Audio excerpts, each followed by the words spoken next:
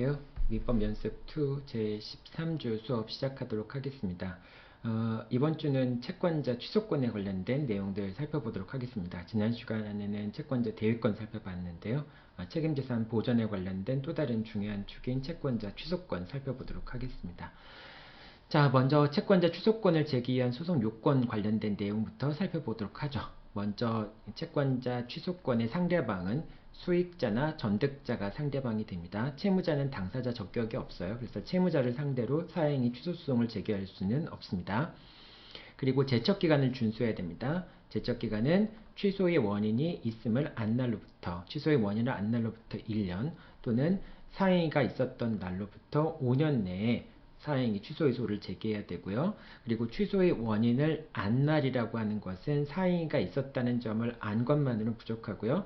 사행위가 있었다는 것과 사의 의사, 그러니까 채무자가 재산이 없음에도 불구하고 채권자를 해할 의사를 갖고 목적물을 처분했다, 사행위를 했다 라고 하는 점을 알게 된 시점으로부터 1년입니다. 그러니까 매매 계약이 있었다는 점만 알았다고 해서 제척기간이 진행되는 건 아니고요. 그 매매 계약 때문에 결과적으로 채무자의 자력이 부족해서 채권자한테 채무를 변제할 수 없다라고 하는 점까지, 채무자의 사의 의사까지 알게 된 그 시점을 기준으로 1년 내에 소를 제기하면 된다라고 하는 겁니다. 그러니까 사실상 이 시점을 확정하는 게 되게 어렵겠죠. 언제부터 알았냐라고 하는 안 시점을 입증해야 되는 문제가 생기기 때문에 이 제척기간을, 1년이라는 제척기간을 따지는 게 쉽지는 않을 겁니다. 자, 그 다음에 취소의 대상이 되는 것은 수익자와 채무자 사이의 사행위가 취소의 대상이 됩니다. 전득자를 상대로 해서, 그러니까 이 채권자가 있고요, 을이 있고, 채무자가 이제 을이 채무자라고 할 때요, 을이 채무자이고 병이 수익자이고요. 그 다음에 정이 전득자라고 했을 때요, 전득자인 경우에 소를 제기하는 것은 수익자나 전득자를 상대로 해서 소를 제기할 수 있고요. 취소의 대상이 되는 것은 을과 병 사이의 사행위가 취소의 대상이 됩니다. 정을 상대로 소를 제기하는 경우에도 을과 병 사이의 그 사행위를 취소하고 정명의 등기를 말소하라, 이런 식으로 소를 제기하게 됩니다. 자, 그 다음에 취소의 대상이 되는 건 이렇고요. 원물 반환 승소 후 다시 가액 반환을 청구하는 거, 요거는 이제 소송 관련된 요건인데요. 원물 반환, 이제 갑이 병을 상대로 해서 사행위를 취소하고 그 다음에 수익자 명의의 등기를 말소하라라고 하는 이제 그 원물 반환을 청구하는 것이 인용이 됐는데, 근데 나중에 이제 수익자가 제3자한테 처분하거나 이름으로써 더 이상 병명의 등기를 말소할 수 없는 경우가 생길 수 있겠죠. 자, 이렇게 원물 반환을 승소했지만은 그 원물 반환하는 것이 불가능하게 된 경우에는 다시 가액배상을 청구할 수가 없습니다. 이제 권리보호의 이익이 없기 때문에 각하 사유라고 얘기합니다. 이제 그런 경우는 어떤 경우인지는 여기 나와 있는 거죠. 이제 원물 반환이 승소한 다음에 그 다음에 수익자가 제3자한테 처분행위를 한 경우에, 그런 경우에 이제 더 이상 다시 또 가액 반환을 청구할 수 없다라고 하는 것이죠. 자, 이렇게 되고요. 여러분이 이제 채권자 취소의 소를 생각할 때는 항상 두 가지를 생각해야 됩니다. 채권자 취소의 소는 두 가지 소송으로 이루어져 있는데요. 먼저 사행위를 취소하는 형성의 소 부분입니다. 소 부분이 있고요. 그 다음에 그 원물 반환을 청구하는, 원물 반환이나 가액 반환을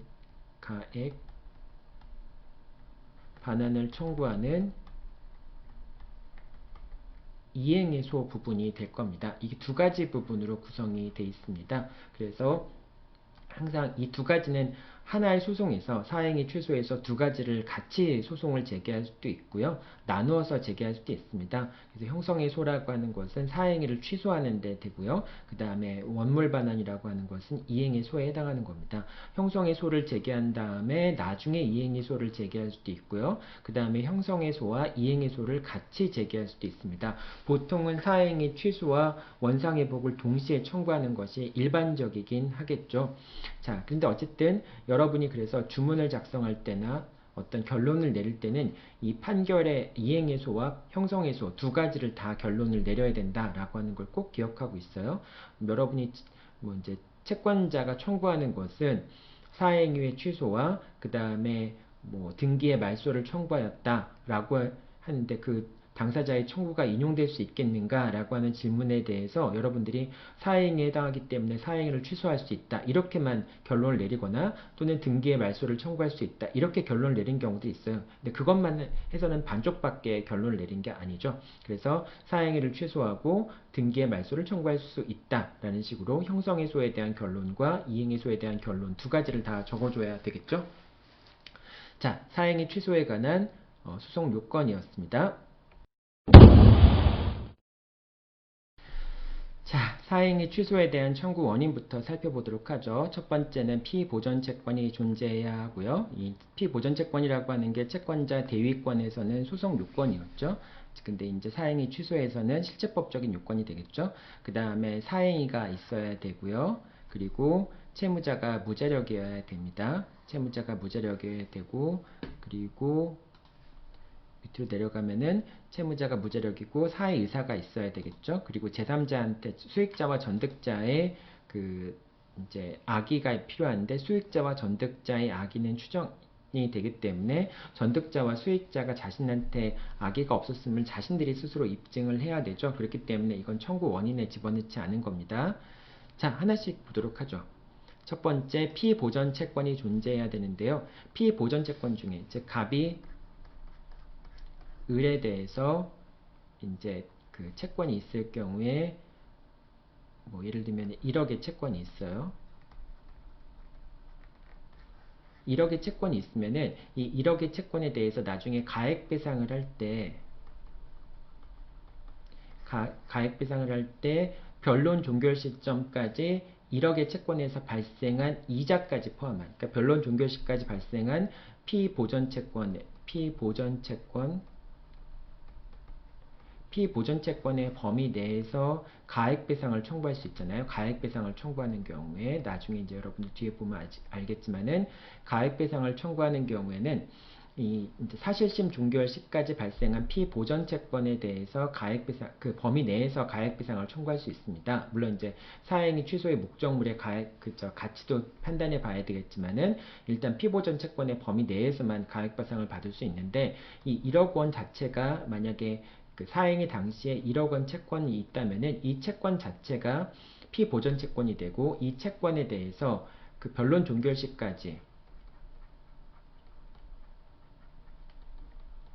변론 종결 시점까지 발생한 이자도 당연히 피보전 채권의 범위에 포함이 돼야 됩니다. 그런데 이 1억 채권 중에서 우선 변제권이 확보되어 있는 채권, 예를 들면은 을 소유의 X 부동산에, 그러니까 을이 지금 Y 부동산을 처분함으로써 이게 Y 부동산을 처분하는 게 사행위예요. 사행인데 근데 갑이 을이 갖고 있던 X 부동산 또는 뭐 제3자가 제공한 물상 보증인이 제공한 부동산이어도 상관없어요. 여기에 대해서 저당권을 갖고 있다라고 한다면은 이 저당권에 의해서 우선 변제 받을 수 있는 금액이 있을 거 아니에요. 예를 들면 요 X라는 부동산의 시가가 5천만 원이에요. 5천만 원이라고 한다면은 만약에 5천만 원을 다 배당받는다라고 한다면은 이 1억의 채권 중에 5천만 원에 대해서는 우선 변제권이 확보되어 있는 채권이라고 볼 수 있겠죠. 만약에 X가 1억이라면은 X의 시가가 1억이라면은 그러면은 이 1억의 채권에 대해서는 전액 우선 변제권이 확보되어 있는 거니까 갑은 을한테 일반 채권을 보통 채권을 갖고 있지 않은 거예요. 그러니까 이런 상황에서는 아무리 을이 Y 부동산을 제3자한테 처분했다고 하더라도 이 경우에는 갑에 대한 사행위가 성립할 수가 없게 됩니다. 왜냐하면 갑은 어차피 X라는 부동산으로부터 우선 변제 받을 수 있는 그런 담보권을 갖고 있는 자이기 때문에 이 경우에는 을이 Y라는 부동산, 책임재산이 Y밖에 없는데 Y라는 부동산을 매도하더라도 사행위가 성립하지 않습니다. 그런데 X가 1억이 아니라 X가 5천인 경우에는 5천만 원밖에 안 되는 경우라고 한다면은 그러면은 1억의 채권 중에 5천만 원만 우선 변제권이 확보돼 있고 나머지 5천만 원은 우선 변제권이 확보돼 있지 못한 거잖아요. 따라서 5천만 원 자체가 피보전 채권이 됩니다. 여러분이 이걸 잘 기억해둬요. 여기서 지금 1억의 채권이지만은 우선 변제권이 5천만 원이 확보돼 있으면은 나머지 5천만 원만 피보전 채권이 됩니다. 따라서 1억에 대해서 변론 종결 시점까지 발생한 이자가 아니라 5천만 원과 플러스 5천만 원에 대해서 5천에 대한 사실심 변론 종결 시까지에 발생한 이자, 요 금액이 피보전 채권이 된다라고 하는 것도 꼭 기억해 두기 바랍니다. 자, 어쨌든 이제 피보전 채권이라고 하는 것은 채권자가 채무자에 대해서 갖고 있는 그런 채권이 피보전 채권인데요. 그 피보전 채권 중에서 우선 변제권이 있는 범위, 우선 변제를 받을 수 있는 금액은 피보전 채권에서 공제를 하고요. 그 공제된 금액만을 피보전 채권으로 산정을 해서 그래서 사실심 변론 종결 시까지 발생한 이자에 대해서 이제 피보전 채권액을 산정을 하게 됩니다. 이거 여러분들 뒤에서 볼 때 다시 한번 설명을 하도록 할게요. 자, 그 다음에 피보전 채권의 변경 또는 교환은 공격 방법의 변경에 해당하기 때문에 이거는 제척기간 이후에 피보전 채권이 변경이 되었다 할지라도 문제되는 것이 아닙니다. 그래서 예를 들면은 부당이득 반환 청구권을 피보전 채권으로 해서 사행위 취소의소를 제기했는데 나중에 부당이득 채권이 변제가 됐다라고 한다면은 사행위 취소의소가 계속되고 있는 중간에 피보전 채권을 다른 채권으로 매매대금 채권이나 아니면 소비대차 계약상의 채권으로 변경하더라도 제척기간의 문제는 발생하지 않는다라고 하는 점도 꼭 기억해 두세요. 그러니까 제척기간 이후에 피보전 채권을 변경하는 것은 교환적으로 변경하는 것은 가능하다라는 겁니다. 그 다음에 피보전 채권에 대한 판단은 피보전 채권에 대한 이행소송에 영향을 주지 않는다.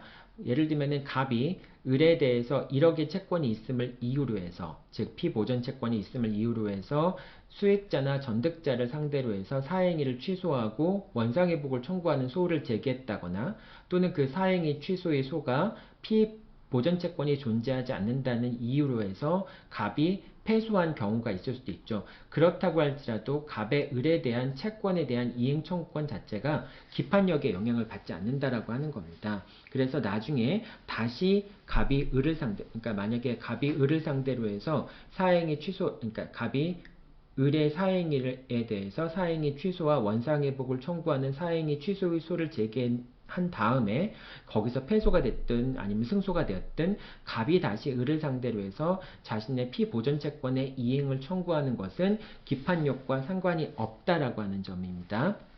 자, 그리고 이제 이 피보전 채권은 원칙적으로 사행위 성립 시점에서 피보전 채권이 존재하고 있어야 되겠죠.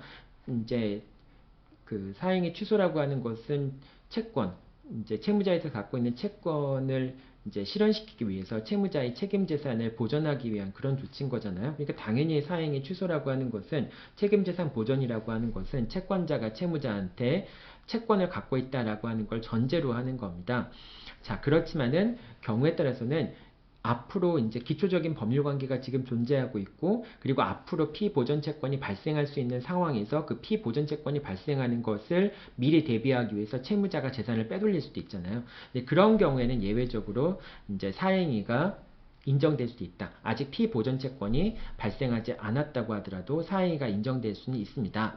그래서 이제 첫 번째 성립의 기초가 되는, 그러니까 피보전 채권의 성립의 기초가 되는 법률 관계가 사행위 당시에 이미 발생되었고, 첫 번째 요건. 그 다음에 그러니까 기초적인 법률 관계가 이미 있다는 거예요. 그러니까 피보전 채권이 발생할 수 있는 법률 관계가 이미 성립되어 있었고, 그리고 그 피보전 채권이 발생할 수 있는 개연성이 있었고, 예를 들면 보증 계약이 체결됐는데 당연히 이제 채무자의 자력이 없어서 보증 채무를 이행해야 되는 그러한 보증 채무가 이제 보증 채무를 행사할 수 있는 그런 개연성이 있었고, 실제로 그 채권이 나중에 사행위 이후에 발생했을 경우, 발생하지 않았다고 한다면 채권이 발생하지 않으니까 그걸 피보전 채권으로 할 필요는 없겠죠.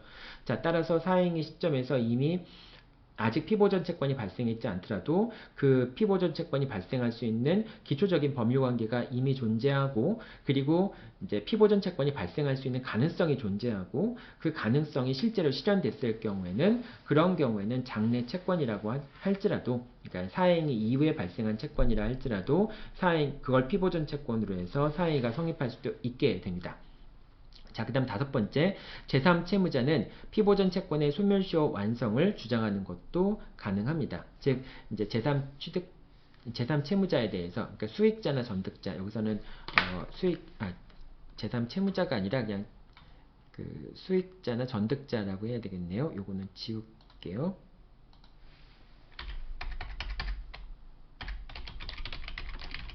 수익자나 전득자 같은 경우에는 피보전 채권의 소멸시효가 완성되었다라고 하는 것을 주장하는 것이 가능합니다. 그러니까 제3자를 상대로 해서 사행위를 이유로 해서 취소를 하는 경우에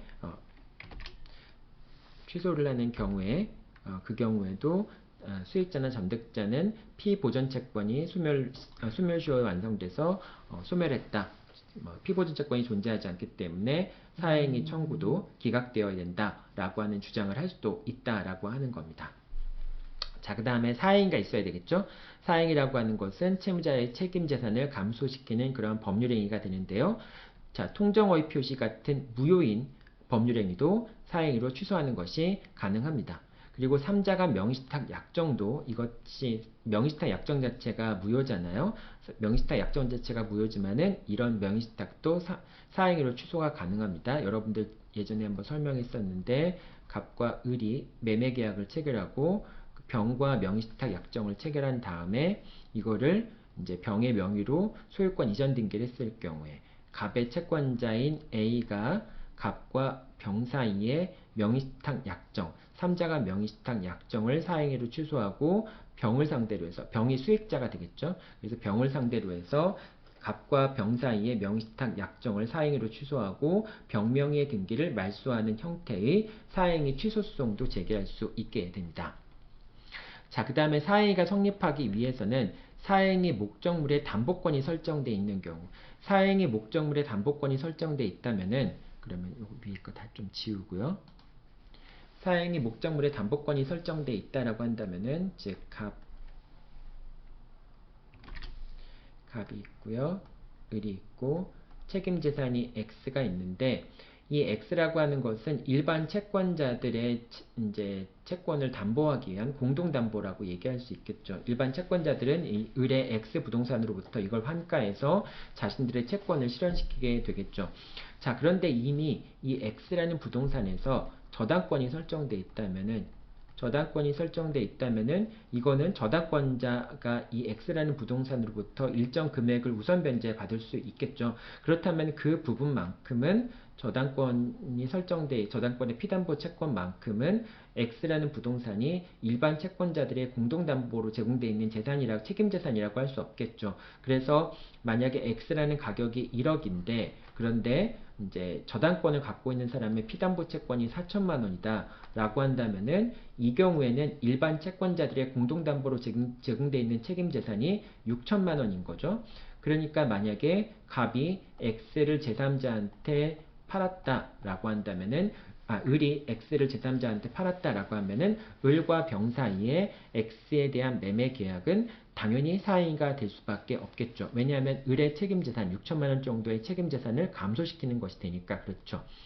근데 만약에 이 저당권에 설정되어 있던 피담보 채권액이 4천만 원이 아니라 더 많아서 예를 들면 1억이었다. 또는 1억 2천이었다. 이런 경우도 있을 수 있겠죠. 자, 이렇게 되면은 X라는 부동산이 경매됐을 경우에 사실상 저당권자가 그 환가된 금액을 다 가져가겠죠. 일반 채권자들한테 돌아갈 수 있는 몫이 하나도 없겠죠. 자, 이런 경우라고 한다면은 X라고 하는 재산은 일반 채권자들의 공동담보로 제공되어 있는 책임재산이라고 볼 수 없고, 저당권자를 위해서 저당권자가 우선 변제받도록 하기 위한 재산이라고 볼 수밖에 없겠죠. 따라서 이런 재산을 제3자한테 처분하더라도, 이거 사실은 X라는 부동산은 가치가 없는 부동산이죠. 왜냐하면 X라는 부동산을 사더라도 저당권자가 저당권을 실행시키면은 그 X라는 소유권을 취득한 제3취득자에게 아무것도 남는 게 없잖아요. 자, 그래서 이런 경우에는 X라는 부동산을 제3자한테 처분한다고 할지라도 그것이 사행위가 되지는 않는다라고 하는 점도 여러분들이 기억해 둬야 되겠죠. 그래서 사행위 목적물에 담보권이 설정되어 있는 경우에는 피담보 채권을 목적물의 시가에서 공제해도 남는 것이 있는 경우에 사행위가 인정된다라고 하는 겁니다. 그러니까 여러분이 그 우선 변제권이 있는 저당권의 피담보 채권을 공제하는 게 두 번 공제가 있죠. 첫 번째는 갑이 을한테 갖고 있던 피보전 채권에서 우선 변제권이 있는 금액은 제외해야 되는 거죠. 그건 남은 금액만이 이제 피보전 채권이 될 수 있고, 또 한 가지는 채무자의 재산 중에서 우선 변제권이 설정되어 있는 부분들은 일반 채권자들을 위한 공동담보, 일반 채권자들에게 공동담보로 제공되어 있는 책임재산이 아니므로 그 우선 변제권이 있는 금액은 공제를 해야 되겠죠. 그래도 남는 것이 있다면 그 재산을 처분했을 때 사행위가 성립할 수 있고요. 피보전채권 같은 경우에도 우선 변제권이 있는 금액을 공제해도 남는 피보전채권이 있었을 때 피보전채권이 존재한다. 이렇게 얘기할 수 있겠죠.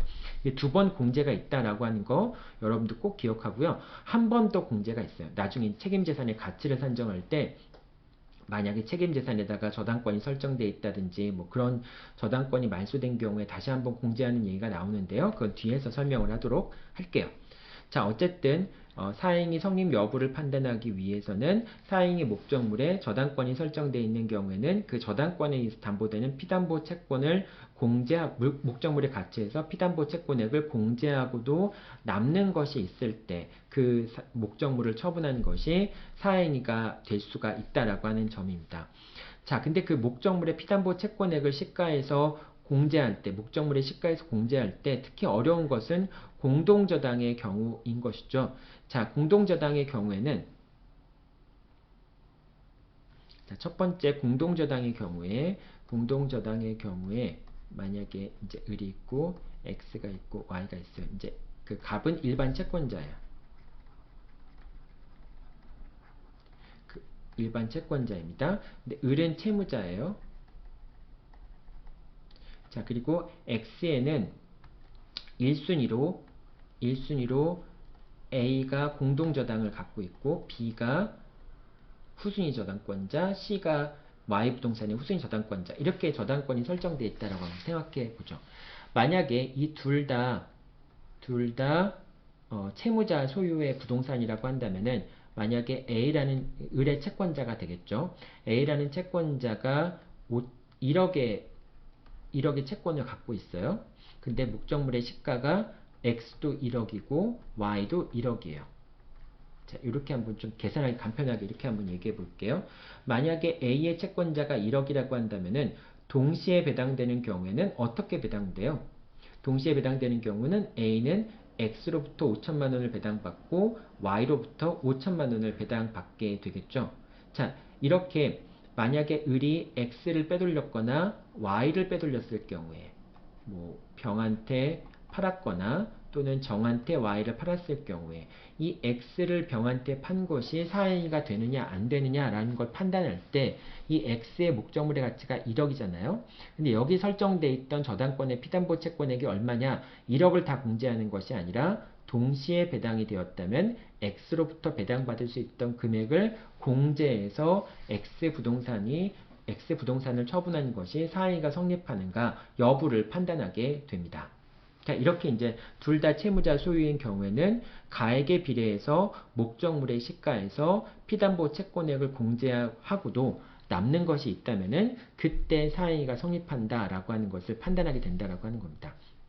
자, 그런데 이제 문제가 되는 것은 요 X는 을의 소유였는데 Y는 물상 보증인인 무의 소유였다라고 했을 때 이 무라는 사람은 이제 물상 보증인이 되는 거죠. 물상 보증인인 경우. 자, 이런 경우에는 A가 X와 Y가 동시에 배당을 한다면은 동시에 경매가 들어간다면은 이제 A는 어떻게 받아요? 일단 X로부터 1억을 다 배당받죠. 그리고 그 후순위 저당권자는 아무것도 받을 수가 없죠. 그리고 A는 Y 부동산으로부터 뭐 이미 다 X 부동산으로부터 1억을 다 배당받았으니까 Y 부동산에서는 아무것도 안 받아가죠. 자, 이렇게 하나는 물상보증인 소유이고 하나는 채무자 소유인 경우에는 채무자 소유의 책임재산에서 이제 우선 변제권이 있는 피담보 채권액을 모두 공제하고 나서 남는 것이 있을 때 을이 X를 매도한 것이 사행위가 된다라고 하는 겁니다.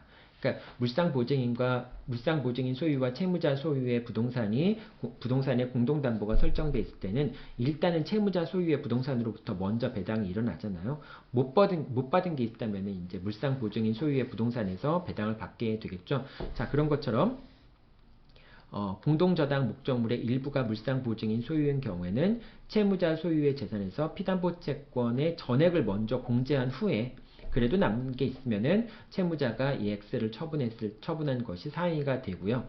만약에 채무자 소유의 부동산에서 다 배당을 받아갔는데 근데 채권자가 다 배당을 받지 못하고 Y에도 배당을 받아야 돼요. 이런 경우에는 X가 그냥 일반 채권자들한테 공동담보로 제공되어 있는 책임재산이라고 볼 수가 없죠. 따라서 그런 경우에는 X를 판매한 것이, 매도한 것이 사행위가 안 된다라고 하는, 그렇게 생각하면 되겠죠.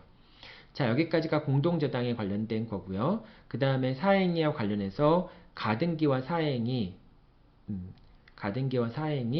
요걸 여러분들이 같이 기억해야 되는데요. 요건 한 단계 좀 올려야 되겠네요.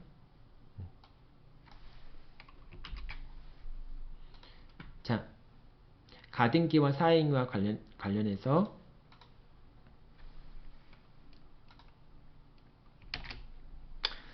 자, 가등기와 사행위 관련해서 요거는 이제 최근 판결이니까 여러분들이 잘 이제 뭐 살펴보는 게 좋겠죠? 아무래도 최근 판결이 나올 가능성이 높으니까 가등기가 있고요. 가등기가 있고 가등기에 따라서 본등기가 있잖아요. 근데 가등기의 등기 원인과 본등기의 등기 원인 자체가 똑같다면은 사행위를 판단하는 시점은 이제 그 가등기의 원인인 법률행위를 시점으로 해서 판단을 하게 됩니다. 그런데 가등기의 등기 원인과 본등기의 등기 원인이 다르다라고 한다면은 그때는 본등기 시점을 기점으로 해서 사행위 성립 여부를 판단하게 됩니다. 뭐 보통은 가등기의 등기 원인과 본등기의 등기 원인이 동일하겠죠. 가등기가 매매 예약이라고 한다면 그 매매 예약이 실현돼서 이제 매매 계약에 기초해서 본등기가 됐다거나 이런 식으로 등기 원인 자체가 동일한 경우겠지만 그렇지만은 경우에 따라서는 무효인 가등기를 유용하기로 합의해가지고 본등기와 가등기 사이에 등기 원인이 다른 경우도 있을 수도 있겠죠. 자, 그래서 가등기의 등기 원인과 본등기의 등기 원인이 같은 경우에는 다르지 않은 경우 같은 경우에는 가등기 시점을 기점으로 해서 사행위 성립 여부를 판단을 하게 되는데 그런데 서로 다른 경우에는 본등기의 원인, 등기 원인을 기준으로 해서 사행위 여부를 판단하게 된다라고 하는 점입니다. 자, 그 다음에 이제 사행위와 관련된 거, 공사 수급인이 원칙적으로 이제 그 채무자가 제3자한테 저당권을, 그러니까 책임 재산에 대해서 저당권을 설정해 놓은 것 자체가 언제나 가해가 되지는 않죠. 근데 하지만 일부 채권자에게 우선 변제 받게 할 목적으로 가등기를 이제 저당권을 설정해 줬다라고 하면은 저당권 설정 행위 자체가 채무자 유일한 재산에 대해서 저당권을 설정해 준 경우에는 그런 경우에는 그 유일한 재산에 대해서 저당권을 설정해 준 것이 사행위가 될 수도 있겠죠. 자, 근데 공사 수급인의 저당권 설정 청구권에 따라서 도급인이 자신의 부동산에 대해서 저당권을 설정해 준 것은 이건 법률의 규정에 의해서 저당권을 설정해 준 것이기 때문에 이런 경우에는 사행위에 해당하지 않게 됩니다. 이거 12번 판결 여러분들 참고하세요. 그러니까 공사 수급인이 저당권 설정 청구권을 행사해서 그 저당권 설정 청구권에 응해야 될 의무가 있잖아요. 그 의무에 따라서 저당권을 설정해 준 경우에는 이런 경우에는 그 법률의 규정에 의해서 저당권을 설정해 준 것이고 사실상 공사 수급인 같은 경우에는 유치권을 행사하게 되면은 사실 가장 선순위로 또 피담보채권액을 우선 변제권은 없지만은 사실상 피담보채권액을 우선적으로 변제받을 수 있기 때문에 그래서 공사수급인의 저당권 설정 청구권에 응해서 저당권을 설정해 준 경우에는 사행위가 성립하지 않는다라고 하는 점도 기억해 둬야 되겠죠. 자, 이렇게 이제 그 요건들이 갖춰졌을 경우에 이제 두 가지 요건이 더 갖춰져야 되겠죠. 채무자가 무자력이어야 됩니다. 채무자가 무자력이어야 돼서 이제 보존의 필요성이 있어야 되고요. 그 다음에 채무자에게 유일한 부동산을 처분하는 경우 채권자를 해야 할 의사가 있어야 되는 거죠. 사의 의사가 있어야 됩니다. 그런데 채무자가 자신의 유일한 부동산을 처분한 경우에는 채무자의 사회 의사가 추정이 된다라고 얘기할 수 있습니다. 그리고 채무자의 무자력이라고 하는 것은 사실심 변론 종결 시점을 기준으로 해서 판단을 하게 됩니다. 따라서 사실심 변론 종결 시점에 자력을 회복하게 된다면은 채권자의 청구는 사행위 취소송은 기각이 돼야 되겠죠. 자, 여기까지가 사행위 취소의 요건에 대한 내용들이었습니다. 여러분들이 관련 판결들은 꼭 한번 읽어보기 바랍니다. 자, 다음에 사행위 취소의 효과 살펴보도록 하겠습니다. 사행위 같은 경우에는 사행위가 취소되더라도 그것은 채권자와 수익자 또는 채권자와 전득자 사이에서만 사행위 취소의 효력이 발생하는 것이고요. 채무자와 수익자, 채무자와 전득자 사이에서는 취소 효력이 발생하지, 수익자와 전득자 사이에서는 취소 효력이 발생하지 않습니다. 그렇기 때문에 갑이 을과 채권자, 채무자인데 을이 만약에 병에게 처분행위를 했을 때 병에게 병을 상대로 해서 사행위를 취소하고 병명의 등기를 말소하는 청구를 했고 사행위 취소송을 제기했고 그것이 인용이 된다 할지라도 이 X에 대한 소유권은 X에 대한 병등기가 말소되었다고 하더라도 X에 대한 소유권은 여전히 병에게 남아있게 된다라고 하는 점 꼭 기억해 둬야 되겠죠. 그래서 이 경우에는 병이 재산세도 다 내야 돼요. 그러니까 병소유니까 여전히. 사행위 취소라고 하는 것은 갑과 병 사이에서만 효력이 있는 것이고 을과 병 사이에서는 여전히 처분행위 효력이 유효하고요. 그래서 소유권은 병한테 있다 이렇게 얘기할 수 있겠죠. 자, 그래서 첫 번째로 사행위로 매도된 토지와 건물 중 하나만 취소되고 경매된 경우에 자, 갑이 을에게 채권을 갖고 있는데 을이 자기가 소유하고 있는 X 부동산과 그 위에 Y 건물을 병에게 처분했어요.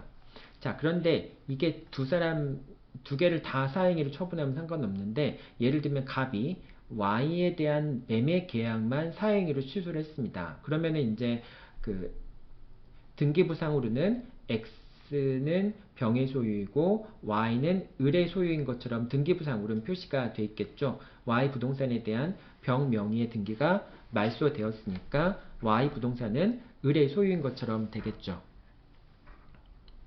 을의 소유인 것처럼 되겠죠. 자, 그런데 그렇다고 할지라도 비록 원상회복의 방법으로 Y 부동산에 대한 등기가 말소되더라도 그래도 여전히 X 토지와 Y 부동산은 Y 건물은 다 병의 소유입니다. 등기부와 상관없이 X 토지와 Y 건물은 다 병의 소유이고요. 어쨌든 사행위 취소를 하는 것은 수익자 명의의 등기를 말소하고 갑이 채권을 실현하기 위해서 강제 집행할 수 있도록 하기 위해서 사행위를 취소하는 거잖아요. 그래서 이제 그 병 명의의 등기가 말소된 다음에 갑이 Y에 대해서 경매를 신청하는 경우에 경매를 신청하게 되면 경매 절차가 진행이 되고 이걸 이제 Y 부동산을 경락인이 취득했을 경우에 요즘에는 이제 매수인이라는 표현을 쓴다고 했죠. 이렇게 뭐 자꾸 뭐가 생기네요. 경락인이 이제 할 때, 자, 이렇게 취득하게 되겠죠? 그러면 경락인은 이제 Y에 대한 소유권을 완전히 취득하게 되겠죠. 자, 그러면 이 Y 부동산은 어떤 것이 됐냐? Y 부동산은 을에서 병으로 소유권이 넘어갔다가 병에서 매수인한테 소유권이 넘어간 형식이 되는 거예요. 비록 그 Y 책임재산으로 들어가서 을의 채권자인 갑이 Y 책임재산으로 있는 걸로 생각을 해서 경매를 넘긴 거지만 그래도 그 법적으로 분석을 하면은 을이 병한테 Y 건물에 대한 소유권을 넘겼고 X 토지와 Y 건물에 대한 소유권을 넘겼고 그 중에서 Y 건물에 대한 소유권이 매수인한테 넘어갔다 이렇게 볼 수 있는 겁니다. 그러니까 X와 Y가 둘 다 병의 소유였다가 경매에 의해서 건물만 경락인한테 소유권이 넘어간 거잖아요. 그러니까 이거는 뭐가 됩니까? 관습상의 법정지상권이 발생할 수 있는 사유가 되는 것이죠. 그래서 이런 경우에는 관습상의 법정지상권이 발생을 한다라고 하는 겁니다. 자, 그 다음에 이제 채권 양도가 사행위로 취소된 경우도 있을 수 있겠죠. 자, 이 경우는 이거는 이렇게 되겠죠. 갑이 채권자이고 을이 채무자이고 근데 을이 병이라는 사람한테 A 채권을 갖고 있는 거예요. A 채권을 갖고 있는데 그러니까 이 A 채권이라고 하는 것은 을의 책임재산이라고 볼 수 있겠죠. 그런데 이 을이 이 A라는 책임재산을 이 A라는 책임재산을 병한테 양도를 합니다. 채권 양도를 하는 거죠. 자, 이랬을 때 이 A 채권을 넘긴 것이 채권 양도가 이게 사행위로 취소가 될 수 있겠죠. 자, 그래서 채권이 취소되면은 채권 양도가 취소되면 다시 병은 이제 갑의한테 통지를 해야 돼요. 채권이 을한테 반환되었다라고 하는 원상회복의 방법으로 채권이 을한테 반환되었다라고 하는 통지를 해야 됩니다.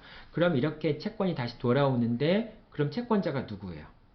여전히 채권자는 병인 겁니다. 왜냐하면 사행위가 취소됐고 원상회복의 방법으로 채권이 을한테 다시 돌아왔지만 그래도 사행위 상대적 효력 때문에 채권은 여전히 병한테 있는 겁니다.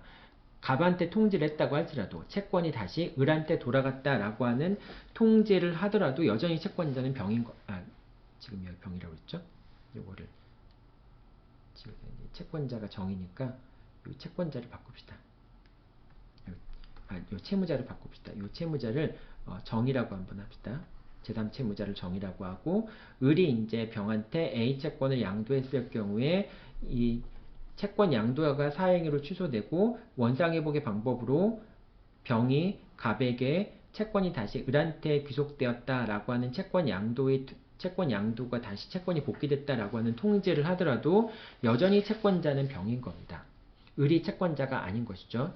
자, 그렇기 때문에 일단 그 책임재산이 다시 돌아왔을 경우에 갑은 할 수 있는 것은 A 채권에 대해서 강제 집행은 할 수 있어요.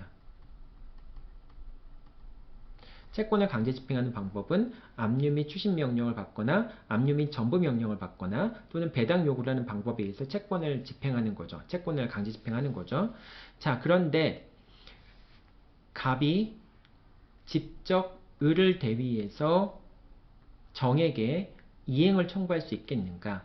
채권자, 이게 갑이 을한테 채권을 갖고 있으니까, 그리고 을이 정한테 채권을 갖고 있으니까 채권자 대위권을 행사해서 갑이 정한테 직접 금전을 지급할 것을 청구할 수 있겠는가라는 부분이 문제가 되는데 안 된다라고 하는 겁니다. 왜 안 될까요? 지금 갑이 을한테 피보존 권리를 갖고 있고 을이 만약에 정한테 피대위 권리를 갖고 있다면 을이 무자력인 경우에 그러면은 이제 채권자 대위권을 행사할 수 있겠죠. 자, 그런데 지금 문제가 되는 것은 뭐예요? 문제가 되는 것은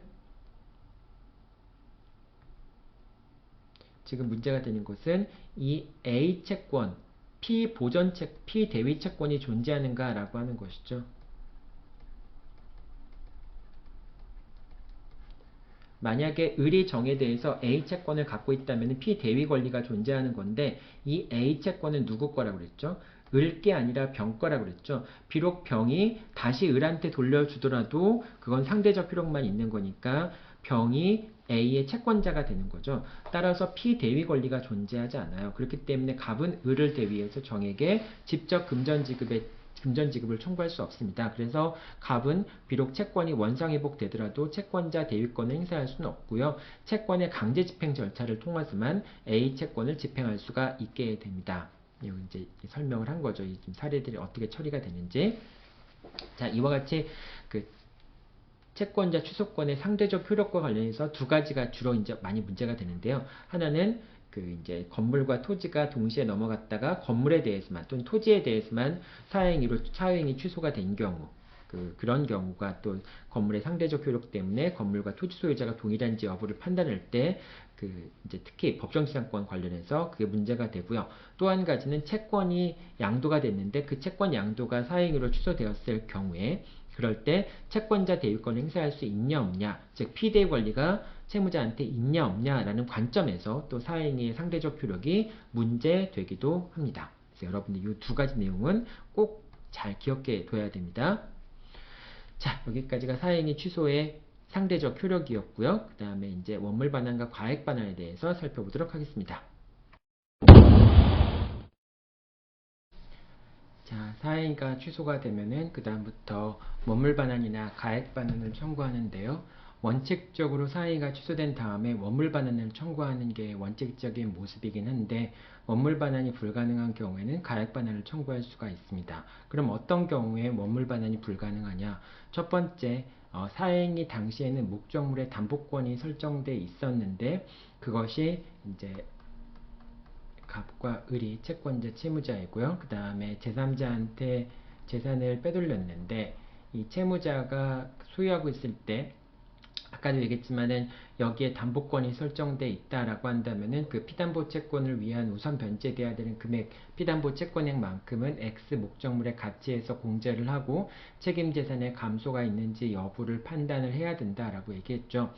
자, 근데 이게 병한테 넘어간 다음에 병이 그 X 부동산에 설정돼 있던 저당권을 말소시킨 경우라고 한다면은 담보권을 소멸한 경우라고 한다면은 그럼 만약에 그 상태를 원상회복 시켜준다면 원물 반환을 시켜준다면은 오히려 사행위 취소에 의해서 채무사의 재산이 더 증가하게 되는 결과가 되죠. 자, 그렇기 때문에 목적물에 설정돼 있던 담보권이 소멸한 경우에 그런 경우에 원물 반환이 불가능하다고 보고요. 그 다음에 이 경우에는 수익자인데 이제 전득자가 있을 거 아니에요. 전득자가 선의인 경우에 전득자 명의로 담보권이 설정되어 있는 경우 전득자가 선이라고 한다면은 전득자 명의를 지울 수가 없게 되죠. 자, 이런 경우에는 진정한 등기명의 회복을 원인으로 하는 소유권 이전 등기를 청구하거나 또는 원물 반환이 불가능하기 때문에 가액 반환을 청구하거나 둘 중에서 하나를 해야 되겠죠. 자, 그 다음에 사행이 목적물에 설정되어 있던 담보권이 실행하는 경우 그렇게 되면 제3자가 유효하게 소유권을 취득할 때니까 그런 경우에도 원물 반환이 불가능하게 되겠죠. 자, 원물 반환 이후에 원물 반환이 된 다음에 채분자가 처분행위를 할 수도 있겠죠. 그러니까 여기서 이제 X라는 물건에 대해서 넘어갔는데 매매 계약을 체결했는데 채권자가 이 매매 계약이라는 매매 계약을 사행위로 취소하고 그리고 X가 다시 이제 을한테 복귀한 경우 자 그런데 을한테 복귀했지만은 X가 을한테 복귀했지만은 사실상 이 X는 누구 소유라고 그랬죠? 병 소유라고 그랬죠. 그래서 을은 을의 명의로 X 부동산에 대한 소유권이 복귀하는 것처럼 보이지만 을은 X에 대해서 아무런 권리를 갖고 있지 않아요. 따라서 갑이 X에 대해 설정되어 있던 병명의의 등기를 말소한 다음에 그럼 이제 등기부상으로는 을이 소유자라고 되어 있겠죠. 근데 을이 이 재산을 예를 들면 무라는 사람한테 다시 팔아버리는 경우가 있겠죠. 자, 을과 무 사이의 계약은 무효가 됩니다. 왜냐하면 을은 소유권이 없기 때문이죠. 따라서 채무자의 처분행위는 무효이고요. 채권자는 꼭 사행위 취소 채권자가 아니더라도 다른 채권자도 상관없어요. 채권자는 원상회복으로 제3자의 등기에 말소를 청구할 수 있게 됩니다. 그래서 무에게 말소 등기를 청구할 수 있게 되는 것이죠. 자, 여기까지가 이제 원물 반환이고요. 그 다음에 가액 반환이 이루어지는 경우에 가액 반환에 관련돼서 첫 번째, 당사자가 원물 반환을 청구했지만은 원물 반환이 불가능한 경우에 법원은 가액 반환을 명할 수도 있습니다. 즉 판결 결과를 원물 반환이 아닌 가액 반환으로 판결을 내릴 수도 있어요. 즉 당사자가 원물 반환에서 가액 반환으로 청구 취지를 변경하지 않는다고 하더라도 법원은 가액 반환의 판결을 내릴 수도 있다라고 하는 겁니다. 자, 그럼 가액을 산정하는 방법이 어떤 방법인지를 한번 알아볼게요. 자, 이 사안에서 갑이 병에게 X 부동산을 팔았을 경우에 그럴 때 이제 그 가액 배상액을 산정하는 방법은 첫 번째는 공동담보가액을 산정을 하게 됩니다. 즉 X 부동산의 가치를 판단을 하는 거죠. 이제 이게 채무자 일반 채권자들을 위한 공동담보로 제공되어 있는 책임 재산이기 때문에 이 X 부동산의 이제 시가를 판단해서 공동담보 가액을 산정을 합니다. 자, 공동담보 가액을 산정하는 방법은 사실심 변론 종결 시점에 X 부동산의 가액을 기준으로 하게 됩니다. 만약에 사행위 시점에 이미 목적물의 저당권이 설정되어 있거나 설정되어 있던 저당권이 그 후에 변제된 경우에는 X라는 부동산에서 우선 변제권이 설정되어 있던 담보권의 피담보 채권액만큼을 X 부동산에서 피담보 채권액을 공제한 금액이 공동담보 가액이 됩니다. 예를 들면 X를 이제 병한테 넘겼는데 그런데 이제 원물 반환이 불가능하게 됐을 경우에 X에 설정되어 있던 X의 그 변론 종결 시점에서 변론 종료 시점에서 x의 시가가 1억이었어요. 자, 그런데 변론 종료 시점에서 X 부동산에 설정되어 있던 피담보 채권의 가치가 6천만 원이었거나 또는 중간쯤에 병이 그 X 부동산에 설정되어 있던 피담보 채권액을 뭐 예를 들면 6천을 변제했다라고 하는 경우에는 요거를 뺀 금액, 그러니까 4천만 원만큼이 공동담보 가액이 됩니다. 자, 이와 같이 이제 목적물에 설정되어 있던 담보권의 피담보 채권을 공제한 금액이 공동담보가액이 되고요. 자, 첫 번째 일단 공동담보가액을 산출합니다. 그 다음 두 번째는 피보전 채권액을 산정을 해요. 갑이 을한테 청구할 시점에서 피보전 채권이 있어야 되겠죠. 피보전 채권이 있어야 되겠죠. 이 피보전 채권 자체가 변론 종결 시점까지 이제 이자가 증가할 거 아니에요. 그 변론 종결 시점까지 발생한 이자를 포함하는 금액이나 이자나 지연손해금을 포함한 금액이 피보전 채권액이 됩니다. 자, 그 다음에 이 두 가지를 비교해서 더 적은 금액이 결과적으로 가액배상의 그 금액으로 결정이 됩니다. 그래서 그 변론 종결 시점 당시의 피보전 채권액과 공동담보 가액을 비교하여 더 적은 금액이 결국은 가액배상이 되는 금액이다 라고 생각하면 됩니다.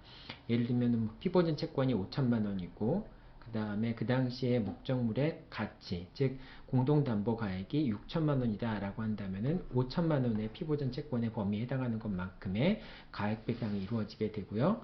만약에 피보전 채권액이 1억이었고 목적물의 가치가 6천만 원이었다 라고 한다면은 6천만 원의 범위 내에서 가액배상이 인용이 됩니다. 자, 그 다음에 가액배상을 청구했을 경우에 이제 병은 수익자는 직접 갑에게 이제 가액배상을 지급하도록 하는 거죠. 이 가액배상 청구권이라고 하는 것은 독자적인 채권이기 때문에 이 취소 채권자의 채권자, 갑의 채권자는 이 갑이 병에 대해서 가액배상 청구권을 할 수 있는 그 채권에 대해서 추심명령을 받거나 전부명령을 받는 것도 가능하다. 지난주에 얘기했던 채권자 대위권 같은 경우에는 채권자가 비록 제3채무자한테 직접 금전의 지급을 청구할 수 있다고 하더라도 그때 금전을 청구하는 것은 자기한테 채권이 있기 때문이 아니라 그 채권자 대위권 행사에서 직접 제3채무자로부터 금전을 수령할 수 있는 것이기 때문에 자기가 채권자가 아니라고 얘기를 했죠. 자, 그렇기 때문에 그 경우에는 비록 법원에서 제3채무자에게 채권자에게 직접 금전을 지급할 것을 명한다고 하더라도 채권자 대위권 행사하는 채권자의 채권자가 그 제3채무자로부터 직접 금전을 받을 수 있는 권한에 대해서 채권의 강제집행명령, 즉 압류나 추심명령 또는 압류나 전부명령을 받을 수 없다라고 얘기를 했죠.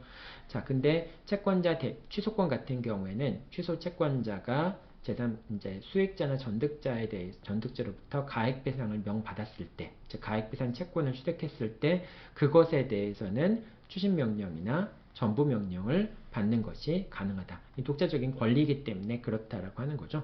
여러분들도 그 점도 같이 기억해 두면 좋겠습니다. 자, 여기까지가 사회행위의 그 두 가지 원물반환과 가액반환의 효과 살펴보았습니다. 다음에는 이제 개별적으로 근저당권이라든지 그런 내용들을 살펴보도록 할게요.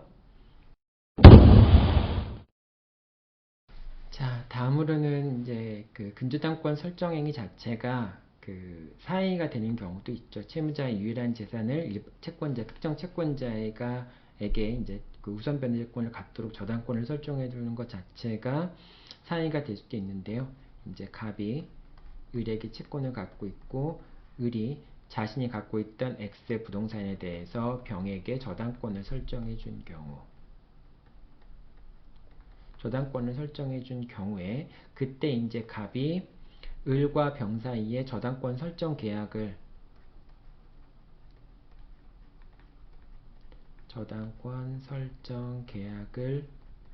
사행위로 취소하게 되는 거죠. 자, 저당권 설정 계약을 사행위로 취소했을 경우에 원상회복의 방법은 원물반환의 방법은 당연히 근저당권 들기를 말소하는 거죠. 갑이 수익자인 병을 상대로 해서 사행위를 취소하고 그 다음에 병 명의의 저당권 설정 등기를 말소하는 것이죠. 자, 그런데 만약에 이 X 부동산이 병한테 넘어간 상태에서 X 부동산에 대해서 경매가 저당권이 실행되는 경우가 있을 수 있겠죠. 자, 경매가 실행되었을 때 만약에 배당표가 확정되기 전이라고 한다면, 즉 배당 기일날 배당 기일 전에 병이 배당 요구를 했는데 아직 배당 기일에 배당표가 확정되지 않은 경우가 존재할 수 있겠죠. 자, 그러면은 갑은 일단 병을 상대로 해서 을과 병 사이의 저당권 설정 계약을 사행으로 취소하는 사행의 취소를 제기하고요. 그 다음에 원상회복의 방법으로 배당 이해소를 제기하게 됩니다. 배당 기일날 어쨌든 배당표가 이제 작성이 되긴 했지만은 당사자가 일주일 내에 배당 이해소를 제기할 수 있죠. 자, 그런 경우라고 한다면은 배당 이해소를 제기해서 병 명의의 병한테 배당된 돈을 병한테 배당하지 말고 뭐 나한테 배당하라든지 뭐 그런 식으로 배당 이해소를 제기할 수 있습니다.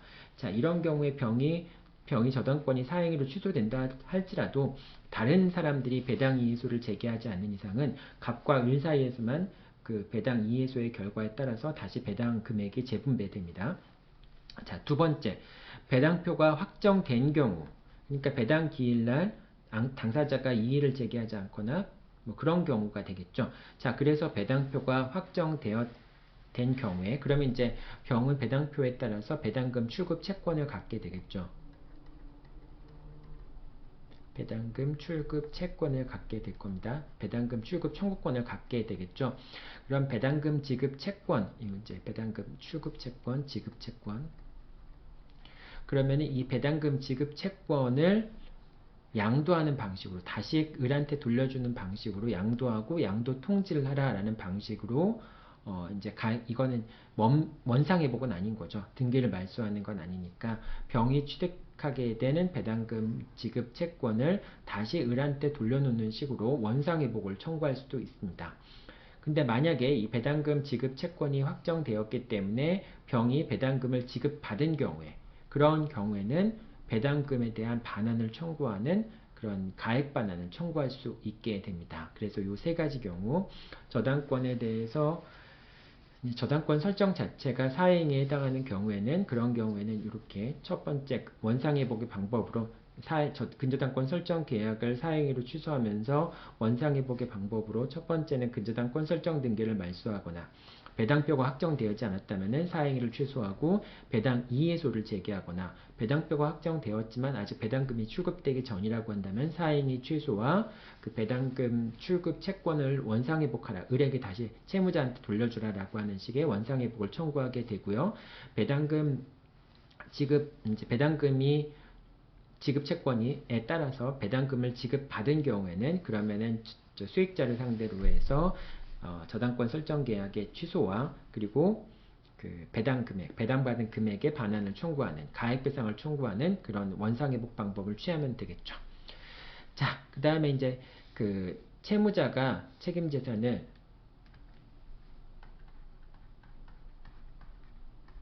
이 X라고 하는 것은 갑 1이 있고 갑 2가 있고 갑 3이 있고 일반 채권자들이죠. 일반 채권자들의 공동담보에 제공되어 있는 책임 재산이라고 얘기할 수 있겠죠. 자, 이 X에 대해서 여러 명의 채권자가 있을 경우에 당연히 갑 1이 사행위를 취소하고 X 부동산을 을한테 돌려주는 경우에 이 X 부동산이 경매가 이루어지면 갑 1, 갑 2, 갑 3 채권자들 모두 다 이 채무자의 공동담보, 일반 채권자들을 위해서 공동담보로 제공되어 있는 이 X 부동산에 대해서 채권의 만족을 얻을 수 있겠죠.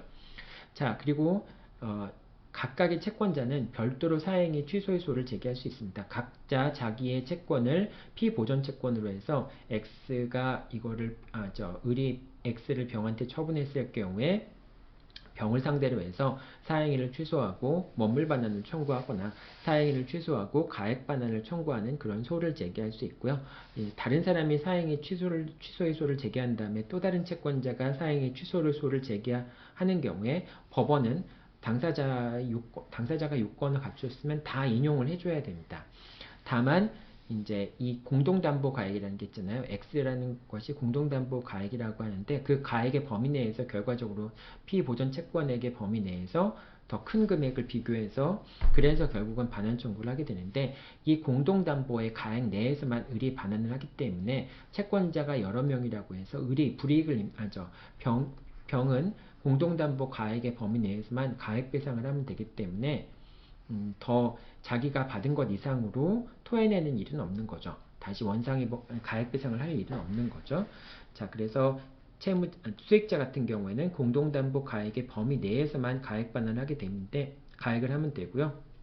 나중에 이제 가액 배상을 여러 번 하다 보니까 결과적으로 공동담보 가액이 전혀 없다면 청구 이의소를 제기해서 그러니까 법원이 뭐 이제 일정한 금액을 뭐 공동담보 가액이 1억이니까 얘한테도 1억을 지급하고 얘한테도 1억을 지급하고 얘한테도 1억을 지급하라 라고 하는 그런 판결을 내렸다고 할지라도 나중에 갑삼이 병에게 1억을 청구하면서 인용이 됐을 때 그걸 강제 집행하려고 한다면은 그때 청구 이의소류 등을 제기해서 이중 지급을 거절하면 됩니다.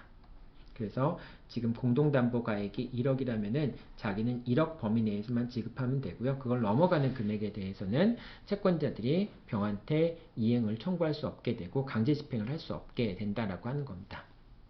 공동담보가액이 없는 경우에는 권리보호의 이익이 없다라고 생각하면 되죠. 그렇기 때문에 그런 경우에는 만약에 1억이라고 하는 공동담보가액을 채권자들한테 모두 다 지급한 다음에 갑사가 다시 또 사행위 취소의소를 제기했다면 그때는 공동담보가액이 없는 거니까 그 경우에는 갑사의 청구를 각하해야 되겠죠.